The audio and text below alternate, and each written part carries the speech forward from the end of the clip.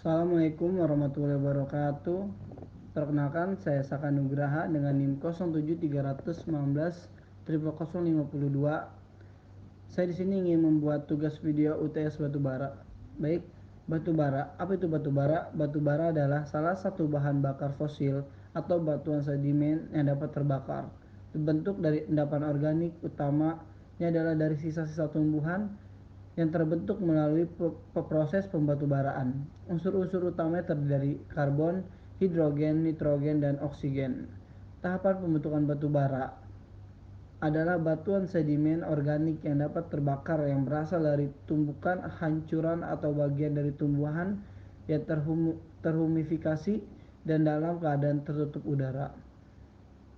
Tahapan pembentukan batu bara dari gambut yang disebut proses qualification, lapisan gambut yang terbentuk kemudian ditutup oleh lapisan-lapisan sedimen, maka lapisan gambut tersebut mengalami tekanan dari lapisan sedimen di atasnya.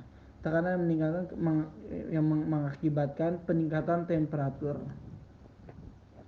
Faktor pembentukan batu bara ini posisi geoteknik, iklim, umur geologi, dekomposisi, tumbuhan, penurunan topografi, metamorfosa organik. Lalu komponen batu bara ini liptinit. Liptinit terdiri dari atas hidrokarbon kaya hidrogen. Lalu ada vitrinit mengandung hidrogen yang lebih sedikit dibanding liptinit. Lalu ada vitrinit sebagian besar adalah produk hasil oksidasi dari masera lainnya sehingga lebih kaya kandungan karbonnya. Berikut ada geologi batu bara Indonesia. Batu bara di Indonesia dapat dibedakan menjadi tiga. Yang pertama batu bara neogen, yakni batu bara yang terbentuk pada cekungan ferolan terdapat di Tanjung Enim, Sumatera Selatan.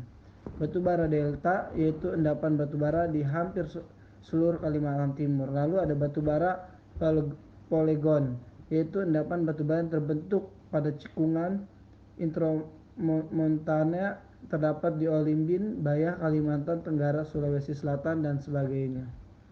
Analisis kualitas batu bara, analisis proksimat, yaitu meliputi kadar air, kadar zat terbang, kadar abu, dan karbon tertambat. Lalu analisis ultimat, yakni CHONSP. Lalu ada basis pelaporan hasil analisis, nilai kalori, HGI, total sulfur. Lalu ada analisis proksimat, yakni yang analisis yang terdiri dari kadar air, kadar abu, analisis laboratorium, lalu kandungan zat terbang, lalu fix karbon. FC sama dengan 100% per persen air ditambah persen abu ditambah persen zat terbang. Lalu ada kadar air. Total air terdiri dari air permukaan dan air bawaan. Air permukaan ini air yang ada pada permukaan reka-rekahan atau celah-celahan batu bara. Air bawaan ini air yang pada rongga-rongga kapiler batu bara. Penting dalam penentuan konversi basis pelaporan hasil analisis. Baik, air bawaan kandungan ini ditentukan dengan menetapkan kehilangan berat air dari contoh bila dipanaskan di bawah kondisi terkendali dari temperatur, waktu, dan atmosfer. Berat contoh dalam peralatan berukuran minus 0,250 mm dengan berat kira-kira 5 gram dibiarkan mengering di dalam atmosfer oven yang dipanaskan pada suhu 105 sampai 110 Celcius di dalam atmosfer yang invert sampai beratnya konstan. Berat yang hilang dihitung sebagai kandungan air. Lalu analisis ultimat, yakni analisis yang terdiri dari CHNSO, analisis laboratorium, O sama dengan 100%. Itu lalu ada sulfur. Sulfur dalam batu bara terdiri atas sulfur organik dan sulfur anorganik. Sebagian dari senyawa organik sulfur terbentuk sebagian dari bahan yang stabil. Sulfur ini sering disebut sulfur organik yang tersebar secara merata ke seluruh batu bara. Lalu sulfur yang terikat secara anorganik di dalam pyrit dan marksman yang secara umum disebut pyroxid sulfur tidak terdistribusi secara merata di dalam batu bara tetapi terdiseminasi sebagai kristal sangat halus dalam material organik. Lalu ada tambang terbuka batu bara. Apa itu tambang terbuka? Ini penambangan terbuka adalah kegiatan penambangan yang dilakukan di atas permukaan dan para pekerja berhubungan langsung dengan udara luar. Kegiatan penambangan ini biasanya dimulai setelah penggalian tanah atau batu-batu yang menutupi kandungan mineral. Lalu ada sistem penambangan batu bara. Metode ini ada 5. Ini yang pertama metode open pit, metode areal atau strip mining, metode contour mining, metode mountaintop. Lalu ada yang terakhir metode high wall mining. Metode open pit, metode digunakan untuk endapan batu bara yang memiliki kemiringan dip yang besar dan curam. Endapan batu bara harus tebal bila lapisan tanah penutupnya cukup tebal. Lapisan miring cara ini dapat diterapkan pada lapisan batu bara yang terdiri dari satu lapisan single seam atau lebih multi seam. Pada cara ini lapisan tanah penutup yang telah dapat ditimbun dari kedua sisi pada masing-masing pengupasan.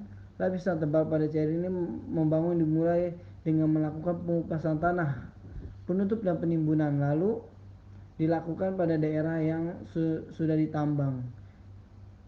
Harus tersedia dahulu daerah singkapan yang cukup untuk dijadikan daerah penimbunan pada operasi berikutnya. Pada cara ini baik pada pengupasan tanah penutup maupun penggalian batu baranya digunakan sistem jenjang. Lalu ada metode areal atau strip mining. Metode ini merupakan pertambangan kupas atau pertambangan baris yang secara khusus merupakan sistem tambang terbuka atau tambang permukaan untuk batu bara. Pertambangan kupas adalah operasi pengupasan tanah atau batuan penutup lapisan batu bara dengan bentuk pengupasan baris-baris sejajar. Strip mining pada umumnya digunakan untuk endapan batu bara yang memiliki kemiringan endapan dip kecil atau landai di mana sistem penambangan yang lain sulit untuk diterapkan karena keterbatasan jangkauan alat-alat.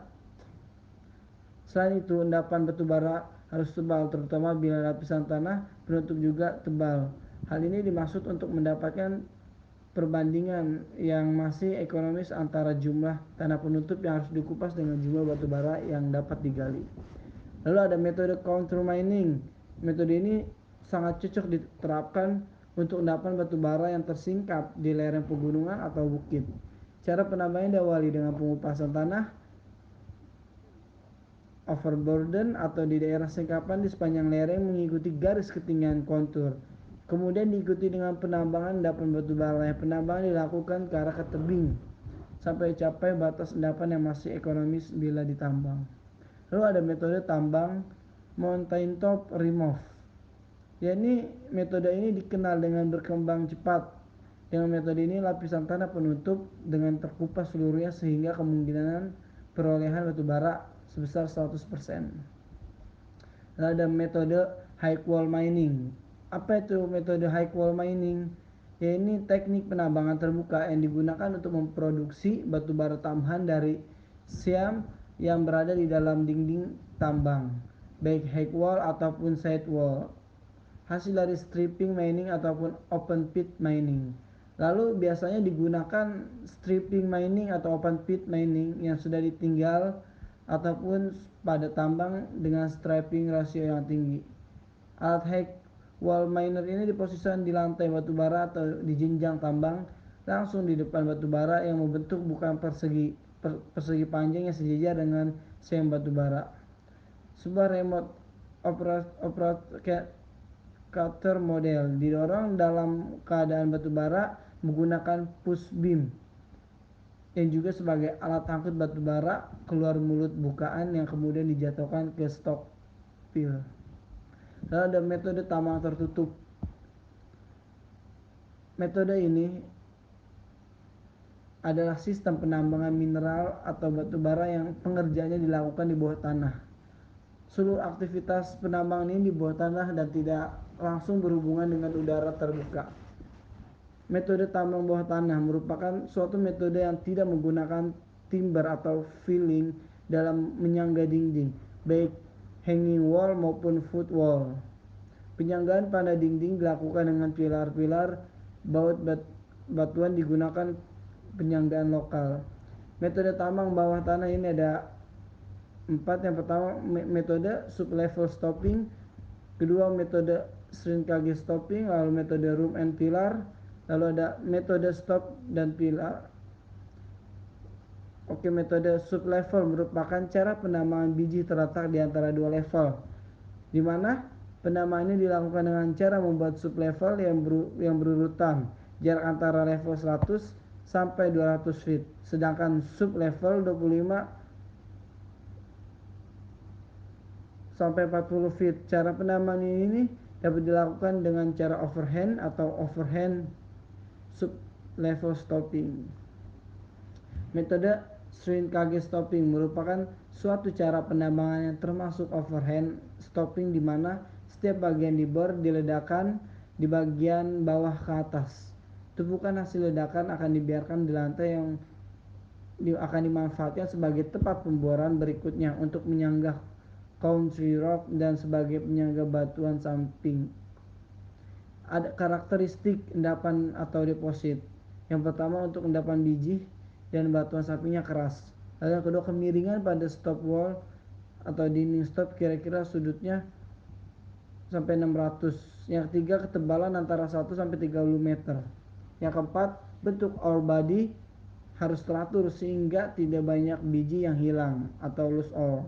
Dan yang kelima, harus mempunyai batas yang jelas antara ore body dengan country rock oranye yang bersifat tidak mengeras kembali bila tercampur dengan air. Dan keenam, kedalaman dangkal sampai sedang kurang lebih 750 meter. Sebaiknya bukan endapan sulfida.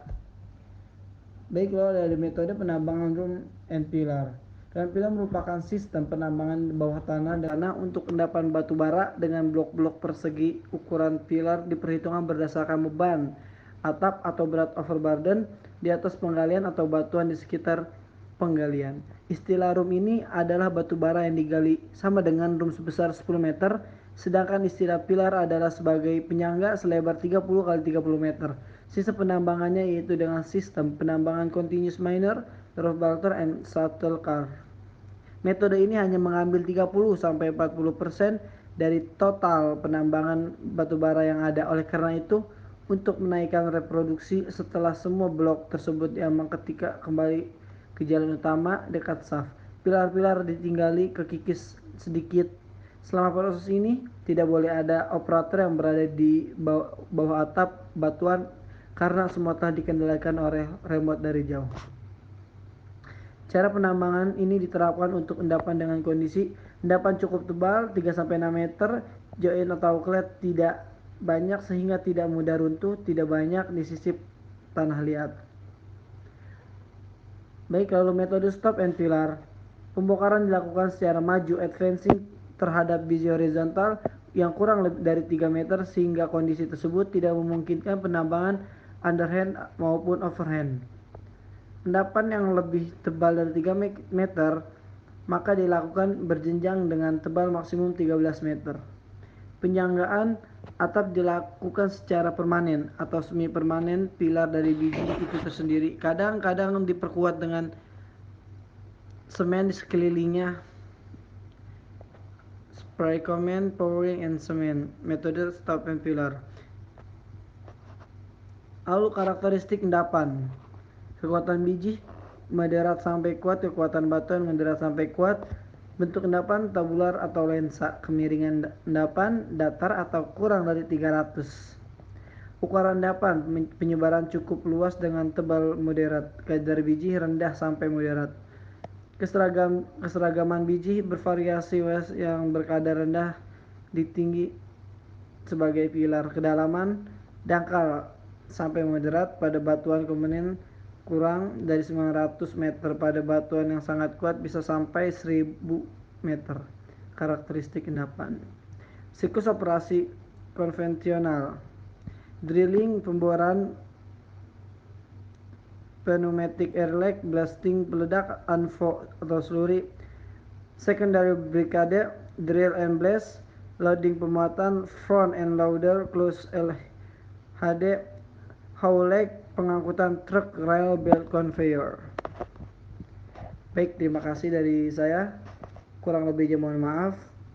Wabillahi wassalamualaikum warahmatullahi wabarakatuh.